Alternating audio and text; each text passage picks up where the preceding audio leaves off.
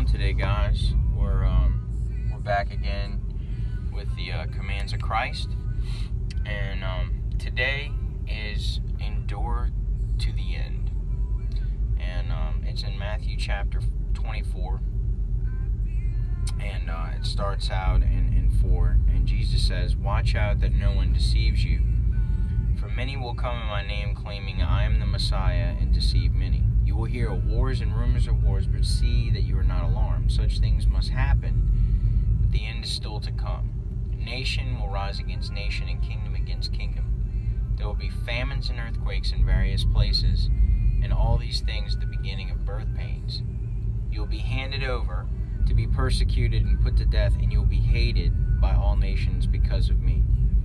At that time, many will turn away from the faith and will betray each other and hate each other. And many false prophets will appear and deceive many people. Because of the increase of wickedness, the love of most will grow cold. But the one who endures to the end will be saved."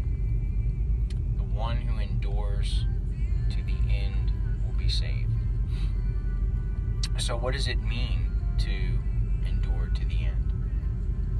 Persecutions, heartache, famine, trouble.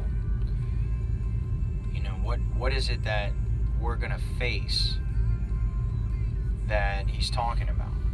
What is it that, what does it all mean? When we came to Jesus, why did we come to him? He said that you who are weary and heavy burdened, come to me and I will give you rest. He said he would never leave us or forsake us. He said that, we would be persecuted and go through trials, but he would never leave our side. So we're allowed to be tested because we're preparing to be citizens of heaven. One thing I know for sure is that if we stay close to Jesus, he has a path for us to stay on. And if we stay on this path, we're blessed. We're going to have challenges mentally, physically, and spiritually that sometimes are overwhelming. But if we just stay on the path, regardless of who's with us, who's not with us, who's against us, who's not against us, if we have love in our life, if we don't have love in our life, if we lose a loved one, if we don't lose a loved one, if we stay on the path. When you're attacked, when you're walking on the path and you're attacked, take your little white flag out and wave it. And what you're doing is, you're calling in an aerial strike. Bombs are coming, you understand? The devil's going to run. In other words, you're allowed to be attacked, but God is behind you. God has your side. I've included a Psalm of David in this today because Psalm chapter 23 is very suiting in this situation, because we're talking about our faith being challenged. We're talking about losing hope. We're talking about, stepping off the path here. We're talking about faith testing to a point where it can make us lose focus, lose footing. If you have your Bibles, turn to 23. The first thing David says in this is, "The Lord is my shepherd." The Lord is my shepherd. So, he's a sheep, and God is his shepherd. Period. The Lord is my shepherd. I lack nothing. So, if the Lord is his shepherd, he lacks nothing. If the Lord is his shepherd, he's on the path. If he's not on the path, the Lord is not his shepherd, therefore he lacks. The Lord is my shepherd, I lack nothing. Catch this. He makes me lie down in green pastures. The wandering sheep. Jesus tells a story of a sheep that wanders. One wanders, 99 stay. He leaves the 99 to go get the one. See, in that time, it was common sense to these people to know what happens when a sheep wanders. The sheep's legs are broken, the shepherd takes the sheep. You ever see, I'm sure some of y'all folks have seen pictures where Jesus is carrying the lamb on his shoulders. Why is he carrying the lamb? For fun? No, guys, he's carrying the lamb because its legs were broken. When he breaks the legs of the lamb or the sheep is then dependent on the shepherd. It can't walk for a long time. It's dependent on him for food, for water, for protection, for shelter, everything. And that sheep gains a new relationship with that shepherd, and it becomes highly dependent on the shepherd. So you see the shepherd walking with the sheep on his shoulders, and he makes the sheep lie in green pastures. He says, I lack nothing. He makes me lie down in green pastures. He leads me besides quiet waters. He refreshes my soul. He guides me along the right paths for his name's sake. Even though I walk through the darkest valley, I will fear no evil, for you are with me. Your rod and your staff protect and comfort me. And let's step back for a second. A rod and a staff. How many of you folks have seen a shepherd's staff? It's got a little hook on it like this, kind of like a candy cane. And he takes them and he pulls them by their neck, pulls them back. You ever seen that? And he'll take it and beat them on the butt with it or poke them with it. How in the heck is that protecting and comforting you? Huh? David says, your rod and your staff comfort me and protect me.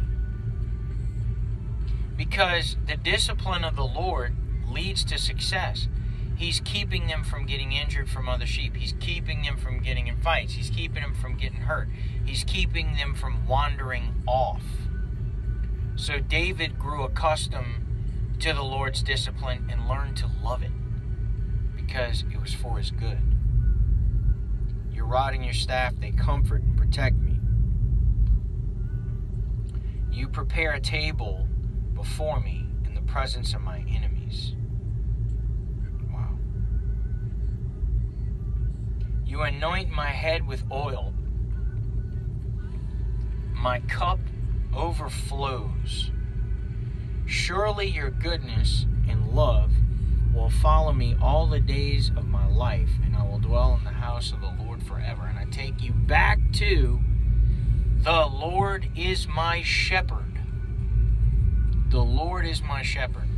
So, if some of you are unsure whether or not the Lord is your shepherd, I challenge you to go to John chapter 3. Look at the conversation Jesus had with Nicodemus. Be born again. That's also a command that we've gone through. Being born again is a process that only God can handle. That is in Jesus' department. I don't handle that department. Other people don't handle that department. And a lot of these folks think they have God in a box and they have, salvation fundamentally figured out, and they know, we have the ABCs of salvation: admit, believe, confess. I don't think it's that simple.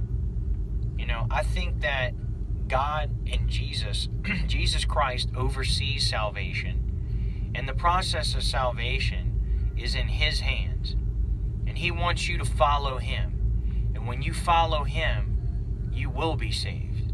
That's it. There's no system to this. It's not systematic. It's not fundamental. It's follow Jesus Christ and you will be saved. That's it. That's simple. But we complicate it and we make it this, fundamental process that has all these things you have to do, and you have to go through discipleship programming and all this kind of stuff and join a church and whatever. No, you don't. All you have to do is follow Jesus Christ and his commands, and you will be saved. Today's command is endure to the end. Every single one of us is challenged with this. Me, you, everybody else. And, just because somebody's saved doesn't mean that the devil's not going to try to get them off the path. That's the devil's goal every day, is to get you off the path. He tried it with Job. He tried it with Jesus himself. You are not going to escape temptation. You're not going to escape testing. But it's important for us to look at what enduring is. Jesus said plain and simple, those who endure till the end will be saved. And that's why I mentioned this Psalm of David, because you look at this man, how much he experienced, and he has got a lot to offer here. He's saying, the Lord is my shepherd. So whenever we are in the valley, we're on the path and we're in the valley and it's getting dark and we have a lot of challenges and things coming at us, the Lord is my shepherd.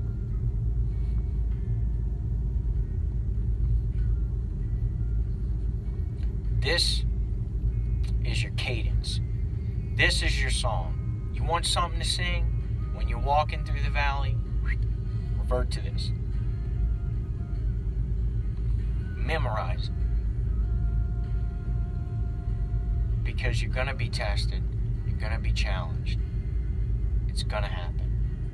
But Jesus has your back. He will not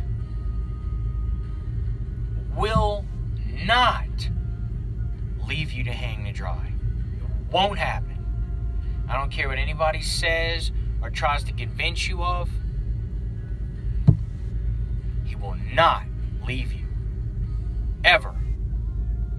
Stay on the path, guys. Let's endure together. Let's endure to the end. If anybody has any doubts or questions or anything about their salvation or questions about the Lord or something you've experienced or you want to talk, we're here for you. We challenge you to message us, and we'd be more than happy to talk to you about anything going on. And man, we just want to help. But it was great sharing with you guys. Hope you guys have a blessed day as we approach Sabbath, and we'll have something else coming out to you guys really soon, and y'all be blessed.